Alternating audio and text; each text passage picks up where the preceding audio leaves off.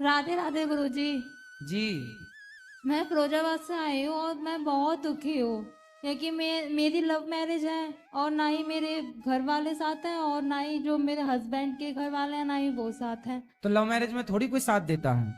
आप दोनों ही रहो फिर लब से आनंद से। हाँ, पर हम दोनों साथ रहते हैं, फिर काहे को दिक्कत है। कितना भी झगड़ा हो जाए तो भी साथ ही रहते हम हैं। साथ ही रहो। तो तो आपने लव मैरिज क्यों की। नहीं, 2 साल हो गए मेरी शादी को। अब क्या दुख है। अब तो कह रही हो आप बहुत दुख है। काय का दुख है। दुख इस बात का है कि काम नहीं मिल रहा है। काम मिल जाता है तो एक दिन कर लेते हैं, तो 2 दिन पति कर आपके लेते। काम नहीं करते। काम तो करते हैं पर पता नहीं भगवान रूठे हुए हैं कि काम मिल जाता है, 10 दिन मिल जाता है फिर छूट जाता है। तो जब शादी हुई थी तब वो काम पे थे। हाँ, तब काम करते थे। शादी हुई है उसके बाद से काम नहीं कर रहे हैं। मेरे हस्बैंड भी आए हुए हैं साथ में। अच्छा। तो आपने लव मैरिज क्यों की। माँ बाप के खिलाफ क्यों चले गए। वो अब हो गया। तो अब आपको अच्छा लग रहा है कि पछतावा है।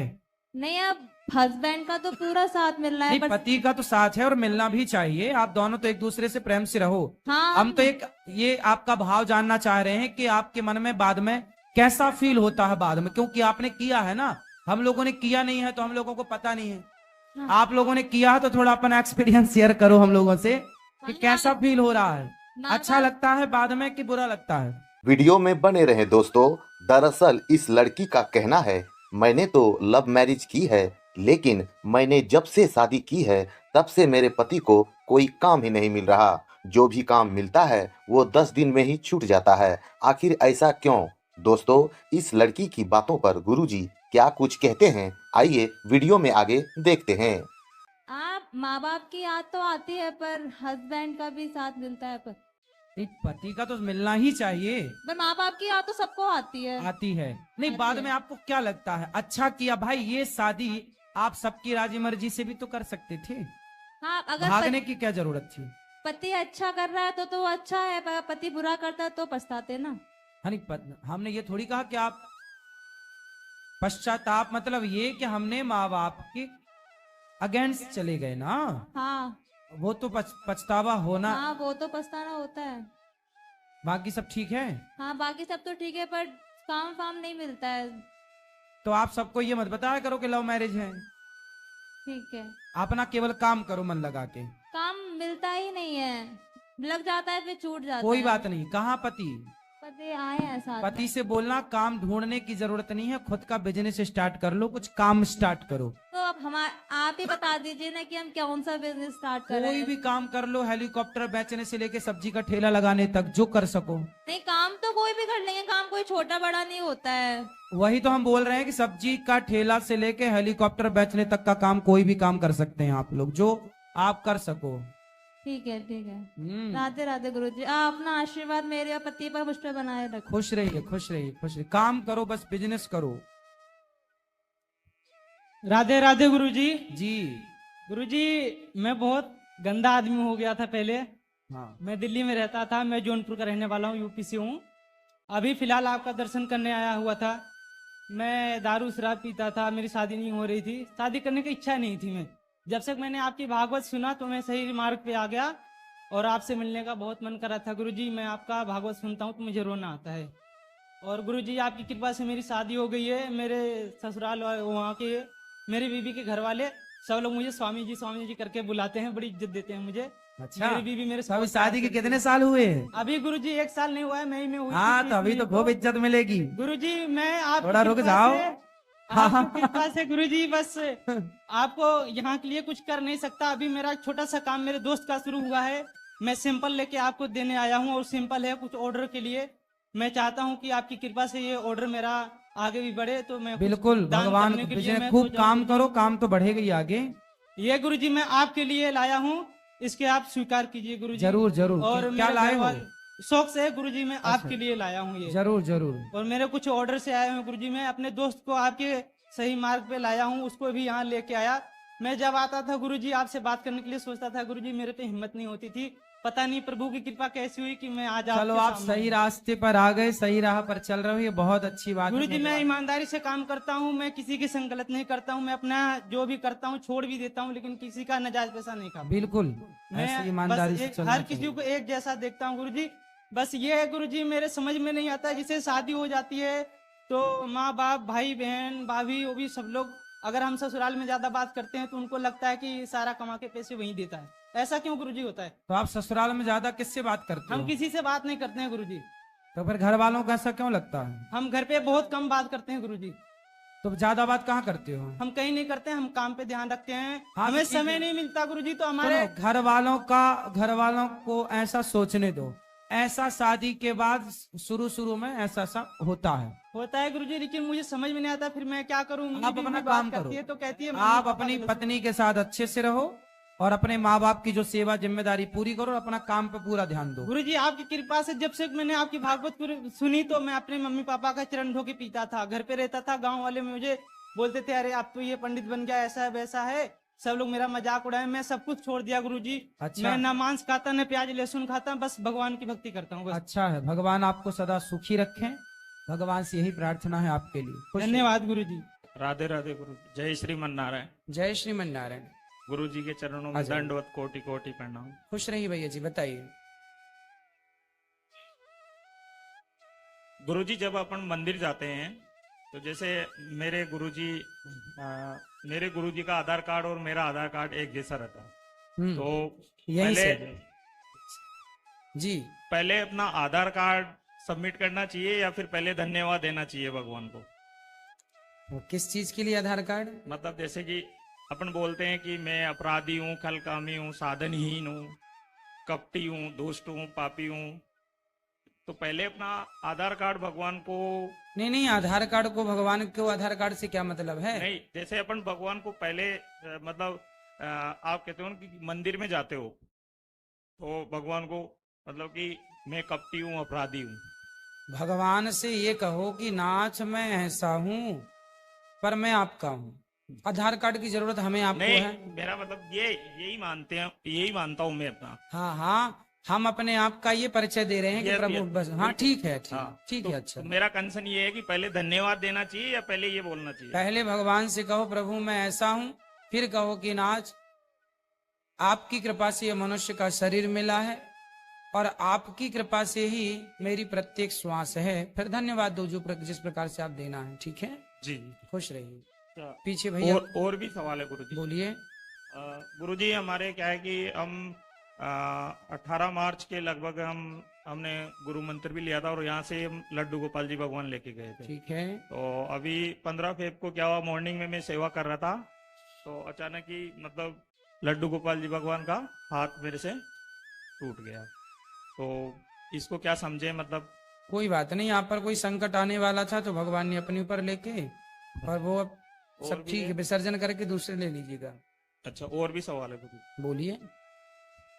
कि गुरु जी जैसे अपन कीर्तन करते हैं भगवान का शाम के टाइम पे, तो कीर्तन करते हैं तो जैसे अपन कीर्तन स्टार्ट करते हैं तो कुछ भी पता नहीं रहता है।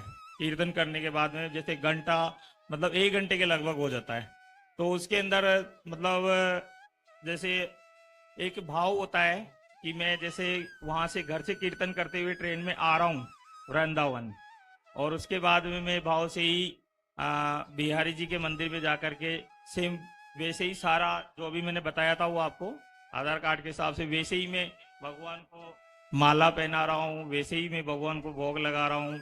तो ये मेरा डेली उस कीर्तन के अंदर रहता है। ठीक है, ठीक है, ये मानसिक पूजा है और कीर्तन करते हुए मानसिक पूजा, ठीक है। नेक्स्ट फिर वही रहता है कि बिहारी जी के मंदिर से निकल करके वही गुरु जी के चरण धोना, वो सारा ऐसे करते हैं। तो क्या ये बिल्कुल मतलब रियल लाइफ में करना? ये और मानसिक पूजा सर्वश्रेष्ठ पूजा है, ये करते रहिए। अच्छा, उसके बाद में जैसे बिहारी जी के वो मतलब पूजा होने के बाद में गुरु जी के भी ऐसे ही भाव से चरण धोना, गुरु जी को भी भोग लगाना। और सही है, मैं समझ गया आपकी सारी बातें। आप जो कर रहे हैं वो मानसिक पूजा है, करते रहिए। तन कहीं हो मन तो आपका वृंदावन है, ये अच्छा है। अच्छा, दो नेक्स्ट स्टेप इसके अंदर ये था कि जैसे गुरु जी की पूजा होने के बाद में भाव से मतलब बैकुंठ धाम के अंदर भी अपन ऐसा ही कर रहे हैं, क्षीर सागर को भी अपन तो भगवान की है उसको भी ऐसा ही कर रहे हैं, तो सही है? सब सही है बेटा, इसमें कोई गलत थोड़ी है। ठीक है, पीछे खड़े हो जा बेटा। गुरु जी और भी है। अच्छा बोलो। क्योंकि गुरु जी जब भी मैं आपके सामने आता हूँ, मैं मेरे गुरु के सामने आता हूँ तो मतलब मैं सब कुछ भूल जाता हूँ। लास्ट में अक्टूबर में आया था तो भी मैं मेरे सवाल नहीं कर पाया। फिर दिसंबर में आया तो भी मैं मतलब जैसे ही गुरुजी के सामने जाता हूँ मतलब सब विस्मरण हो जाता है। बोलो बोलो। आप लिख के लाए हैं इसलिए। जी बिल्कुल। गुरुजी ने पूजा करने का जो विधान बताया था भागवत जी में भी बताया है। मुझे पूछना ये है, जो यंत्र अपन बनाते हैं जो आपने तो उसके अंदर अपन तुलसा माता जी सभी में ठीक है। चढ़ाते हैं। तो उसके बाद में सारा कंप्लीट होने के बाद में अपन लड्डू गोपाल जी भगवान को स्नान के लिए रखते हैं। ठीक है। तो एक कंसर्न देता कि जैसे गणेश जी महाराज को भी डेली स्नान करवाते हैं, है ना, तो क्या उस यंत्र के अंदर रख सकते हैं, वहां पे दोनों को एक साथ करवा सकते हैं? हाँ हाँ करवा सकते हैं। क्योंकि तुलसा माता उसमें ऑलरेडी चढ़ जाती है। कोई बात नहीं, पहले भगवान जी को करवा दो, फिर गणेश जी को करा दो, साथ में भी कराएं, कोई बुराई नहीं। अच्छा, ये अभिषेक 11 के दिन भी हो सकता है ना? 12 महीने निरंतर, कोई तिथि दिन की वो नहीं है। और आज हम श्री नारायण भगवान के क्षीर सागर दबाते हुए वो लेके आए हैं, तो क्या उनको भी ऐसे ही करवाना है या फिर वो जरूरी नहीं है? हाँ हाँ, इनको देखो, वो तो आपकी श्रद्धा पर निर्भर करती हैं चीजें। आपके पास टाइम कितना है, आप कितना कर पाते हैं। लेकिन ये तो डेली बेसिस पे रहता है ना लड्डू हाँ, गोपाल जी भगवान। उनका कर रहे हैं, इनका जैसा आपको करना है वैसा आप करिए। तो इनका भी डेली रखना है? हाँ हाँ, डेली रखना स्नान ध्यान तो। अच्छा। एक था, हालांकि पहले में भागवत जी में पूरा फैमिली सुनता है, लेकिन एक छोटा सा कंसर्न ये है कि हमने मेंटेन किया था कि मासिक दर में फीमेल सिंगल फीमेल है, तो हमने 7-8 महीने तक मेंटेन किया कि किचन में ना जाए, बट वो हो नहीं पाता है क्योंकि मैं जॉब भी मेरे को करना कोई है। बात नहीं, आपातकाल में चलता है सब। तो उसके अंदर पूछना ये है कि जैसे कि ऐसे खाना नहीं बनाते हैं, तो उस टाइम पीरियड में जो खाना बनेगा तो क्या उससे फैमिली के मेंबर की जो बुद्धि है उसके ऊपर कुछ इफेक्ट पड़ेगा? कोई इफेक्ट नहीं पड़ेगा। यदि घर में महिला अकेली है और वो मासिक धर्म में है तो निश्चित भोजन उसी को बनाना पड़ेगा। इसलिए पहले कंबाइंड परिवार हुआ करते थे, इन बातों का ख्याल तब रखा जाता था। अब तो एक ही है पति पत्नी, अब तो फिर या पति बनाए या पत्नी बनाए, पति तो बनाएगा नहीं, तो फिर पत्नी आपातकाल में बनाए। पर उस समय वो भोग भगवान जी को नहीं लगता, उस समय आप दूध का भोग लगाएं या फिर आप ही उन भगवान जी के लिए 2 पूड़ी या 2 पराठे बना के आप ही लगाएं। बिल्कुल, ये कंटिन्यू है। ठीक है। सेकंड मेरा ये था कि जैसे मान लो मेरे गुरुजी भी वृंदावन में, और अगर मैं बाहर से आता हूँ तो पहले मुझे बिहारी जी के दर्शन करना चाहिए या फिर पहले गुरु जी के दर्शन करना चाहिए? जो आपके समय के अनुकूल हो वो कर लेना चाहिए। इसमें कोई ये नहीं है कि पहले किनका किसी का भी करें, दोनों ठीक है।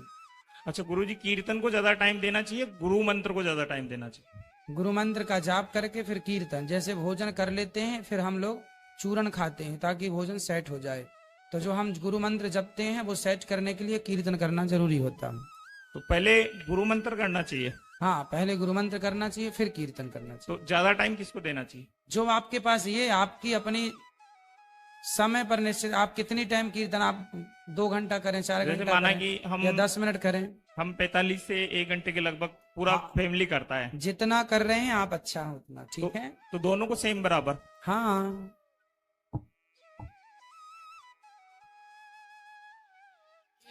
चलो अभी आप याद कर लो, जब तक थोड़ा सबको अवसर दे दो ताकि सब लोग, पीछे वो भैया खड़े हैं वो खड़े हो जाओ बेटा। अभी आप तो रोकेंगे 2-4 दिन बेटा। हाँ बोलो बोलो, आप बोलो महाराज। बोलिए, आप बोलिए। हम इनसे पूछ रहे हैं बेटा, आप रोकोगे अभी 2-4 दिन ना, आप रोकोगे 2-4 दिन अभी? हाँ मैं कल जाऊंगा गुरु जी। चलिए, मतलब आज है पूरे, मतलब इसलिए आज सारे सवाल आज ही कर रहे हैं। ठीक है, अभी एक बार और अवसर देंगे आपको, कोई बात नहीं, बोलो। जो YouTube पर जुड़ रहे हैं चैनल को सब्सक्राइब कर लें और शेयर जरूर कर लें ताकि सब लोगों को प्रश्नोत्तरी का लाभ प्राप्त हो।